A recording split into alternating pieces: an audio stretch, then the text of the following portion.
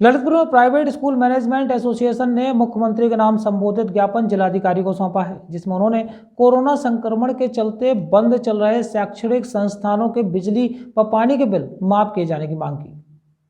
Corona काल से ही पूरे देश में सभी शैक्षणिक संस्थान बंद चले हैं। इसी क्रम में जनपद ललितपुर में भी शासन प्रशासन के दिशा निर्देशों का पालन करते हुए समस्त शैक्षणिक संस्थान मार्च 2020 से ही बंद चल रहे हैं। विद्यालयों के बंद होने के उपरांत अभिभावकों की सुविधा अनुसार लगभग सभी विद्यालयों के पूरे ऑनलाइन कक्षाओं का संचालन किया जा रहा है। इन सब प्रयासों के बावजूद अभिभावकों विद्यालयों में अपनी फीस जमा करने में असमर्थता व्यक्त कर रहे हैं, जिसको लेकर प्राइवेट स्कूल मैनेजमेंट एसोसिएशन ने मुख्यमंत्री के नाम संबोधित ज्ञापन जिलाधिकारी को सौंपा, जिसमें उन्होंने शासन से मांग की है कि लॉकडाउन अवधि में विद्यालयों के विद्युत व जल के बिल को माफ किया जाए। हम लोग चाहते हैं कि प्राइवेट स्कूल जो हम लोगों के संचालित हैं, इनमें बिजली का बिल माफ़ किया जाए, क्योंकि कोविड के चलते हुए हम लोगों को कोई राहत नहीं मिली है। फीस भी हम लोगों की नहीं आ रही है, 10% भी पेरेंट्स फीस जमा नहीं कर रहे हैं। इसके चलते विद्यालय के सभी संचालक परेशान हैं और हमें कुछ राहत दी जाए। और जो हमारा पैसा आला समूह का है वो अभी तक आया नहीं है, पिछले साल का जो बच्चे पढ़ रहे हैं और उनका भी पैसा अभी नहीं आया, तो हम चाहते हैं उनका भी पैसा हमको तुरंत हम लोगों को दिलाया जाए। प्रशासन ने जो डीएम के प्रतिनिधि थे उन्होंने आश्वासन दिया है कि हम ये आगे इसको भेजेंगे। वैसे हम लोगों के साथ बहुत अनेक समस्याएं हैं। ना तो आप लोग हिंदी मीडियम से स्कूल से या इंग्लिश मीडियम से? सारे हिंदी मीडियम विद्यालय हैं हम लोग जी, और हम लोगों की बहुत ना के बराबर शुल्क है। तो लूटामारी तो इंग्लिश मीडियम वाले स्कूल कर रहे हैं, तो आप लोगों का इस पर क्या कहना है? नहीं, इसमें हम उनको भी नहीं कहेंगे वो लूटामारी कर रहे हैं, लेकिन वो लोग भी सुविधानुसार फीस माफ़ कर रहे हैं जितनी उन पर इच्छा है। अभी शिकायतें आई थी इंग्लिश मीडियम स्कूल की कि फीस माफ नहीं कर रहे हैं, बच्चों का करियर खराब करने की बात कर रहे हैं डीएम साहब के यहाँ। जो भी हम लोगों के हिंदी मीडियम वाले विद्यालय इंग्लिश मीडियम चला रहे हैं, उन सब ने 3 महीने का शुल्क अपनी ओर से माफ़ कर दिया है और गलतफहमी भी पैदा की जा रही है। अगर प्रशासन हम लोगों की ये बात गंभीरता से नहीं सुनते हैं तो हम लोग आंदोलन करने के लिए बाध्य होंगे और घंटाघर पर बैठ कर के अनशन करेंगे।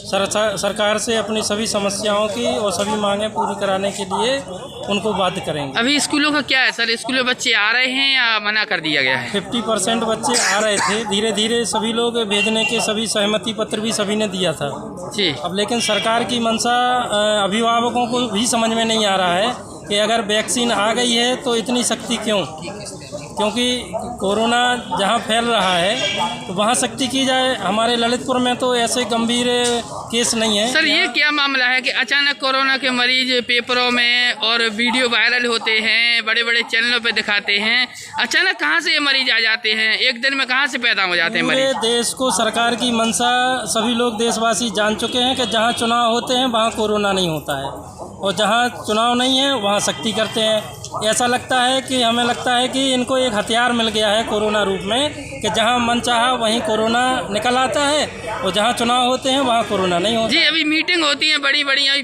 बीच सड़क पर रोड का उद्घाटन हुआ था, उसके लिए कोरोना नहीं था। अभी कंपनी अभी छोटे छोटे कार्यक्रम होते हैं तो उनके लिए मना कर दिया जाता है। इस पर क्या कहना है आपका? शिक्षा देश की बुनियादी रीढ़ है, अगर बच्चों को शिक्षा नहीं दी जाएगी तो हमारा देश उन्नति नहीं कर पाएगा। बच्चे राष्ट्र के भविष्य हैं, लेकिन जहाँ मेला है और भी आयोजन है, सरकार उद्घाटन करा रही है। अभी बंडई बांध का उद्घाटन कराया था, सरकारी अध्यापकों को वहाँ बताइए भीड़ के लिए बुलाया गया था, वहाँ कोरोना नहीं था।